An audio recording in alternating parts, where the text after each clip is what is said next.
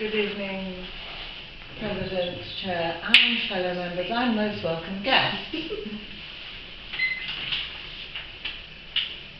Nitrogen is an inert gas in our atmosphere, and about 80% of what we breathe in and what we breathe out is nitrogen.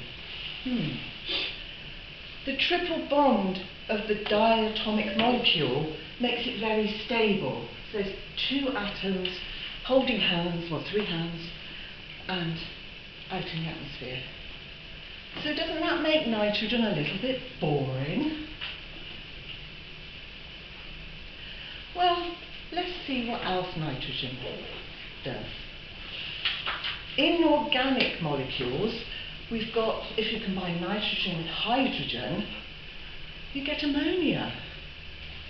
And ammonia has a very strong, pungent fumes that could kill. It's antimicrobial agent to kill bacteria. Powerful and effective household cleaner. Fertilizers, dyes and pharmaceuticals? Interesting. If you combine nitrogen with oxygen, and there's a number of nitrogen and oxygen molecules, but the one I'm going to tell you about is nitrous oxide, N2O. And this was commonly referred to as laughing gas, and it was used as an anaesthetic and a pain reducer. It was used by dentists, but now there are better sedation methods used.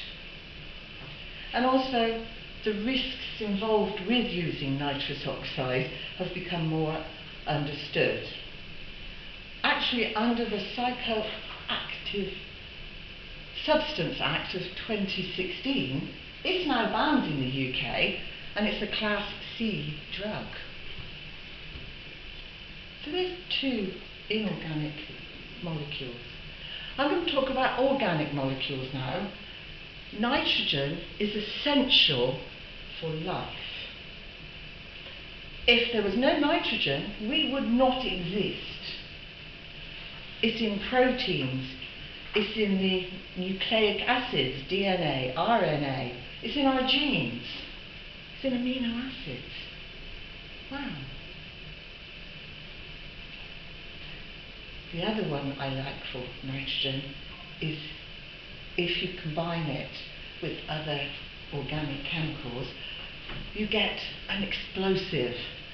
So, an explosive is a reactive substance that contains a great amount of potential energy that can produce an explosion if released suddenly, usually accompanied by the production of light, heat, sound and pressure.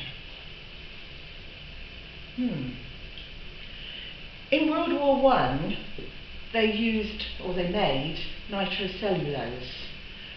They combined sulfuric acid with nitric acid and then put cotton in with it, and then they agitated it together and made what they called gun cotton. It's quite easy to make, but not very reliable.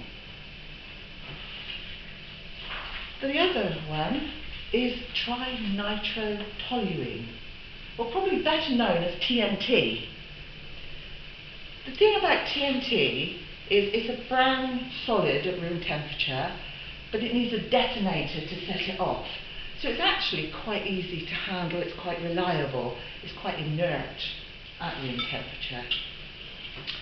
The other one I quite like to think about is, no, I don't, that sounds wrong, but anyway, nitroglycerin.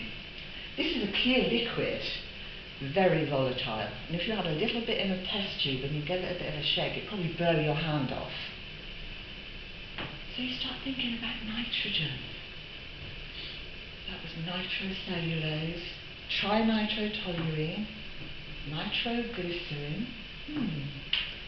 So let's think about the nitrogen cycle. How do we get from this inert gas that's hanging around in the atmosphere to what I've just described? The nitrogen cycle. You've got plants like clover and the legumes and beans that are what are called nitrogen fixing. What it does is it separates the two nitrogen atoms into individual atoms, which are then able to go and join with other atoms.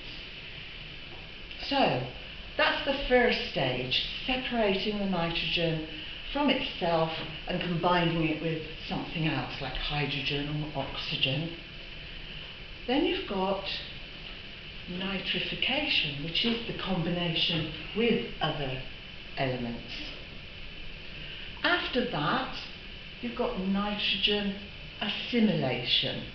The plants are eaten and digested and turned into something more useful within the body.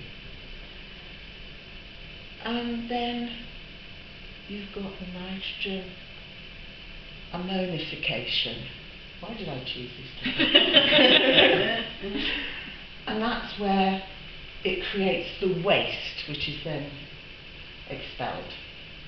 And finally, denitrification, which is where the nitrogen is removed from the other elements and combines itself again and becomes that inert gas in the atmosphere.